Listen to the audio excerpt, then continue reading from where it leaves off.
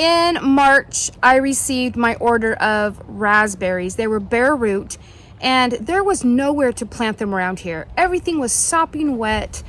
So I needed a temporary solution, and I made these self-watering buckets for them. So it's been 3 months since I've made these, and I've been really happy with them. They've been completely maintenance free. I do water them with a compost tea. Plants in containers do need to be fertilized.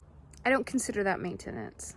I saw these on Gardening with Leon's channel. It was through my feed one day, and it was like, okay, that's the perfect solution. His channel will be linked below in the description box, so you can go check out all of his good stuff. He's got a great channel. Tonight I transplanted these kiwi and filberts. They had been living in these little pots for the last 3 months. I think they're looking pretty good this morning. Today I'm going to show you how I made these. You'll need a 5-gallon bucket. The Tractor Supply ones are food safe. Tubing, kind of got a ton of it. That's how they sold it, so apparently I'm gonna make 1 million of these little buckets. But anyways, since then, I went back and revisited Leon's channel. He now is showing using recyclable materials. No matter what you put in the bottom of your bucket, all serves the same purpose. So you don't have to buy this tubing, but I didn't know when I bought it. So let me show you how to do it with the tubing. But go to his channel, check out how he's doing it with like recyclable pop bottles and stuff in the bottom. You also need a length of PVC pipe that will fit down to the bottom of the bucket. Also going to need a drill to drill a hole right below how tall this is.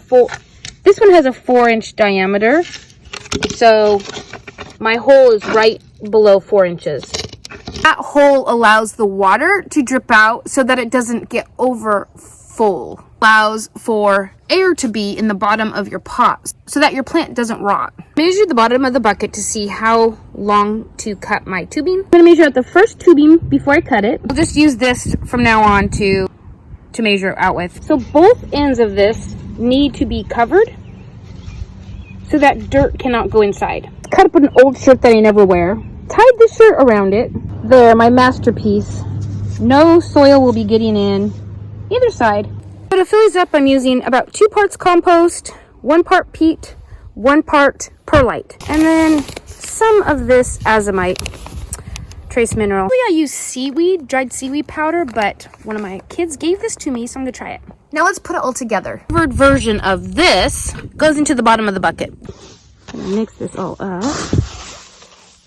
The length of PVC pipe is cut at an angle so that it can be placed in the bottom. I'm going to cut the tubing higher than the bucket. So I'm holding the pipe cutter diagonal to the pipe so that it will give me a slant when I finish cutting it.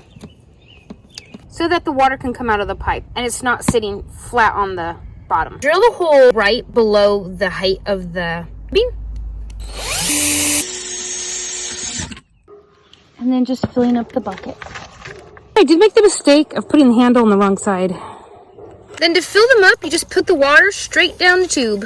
And you know if it's full because the extra water will come out the bottom. I highly recommend this system.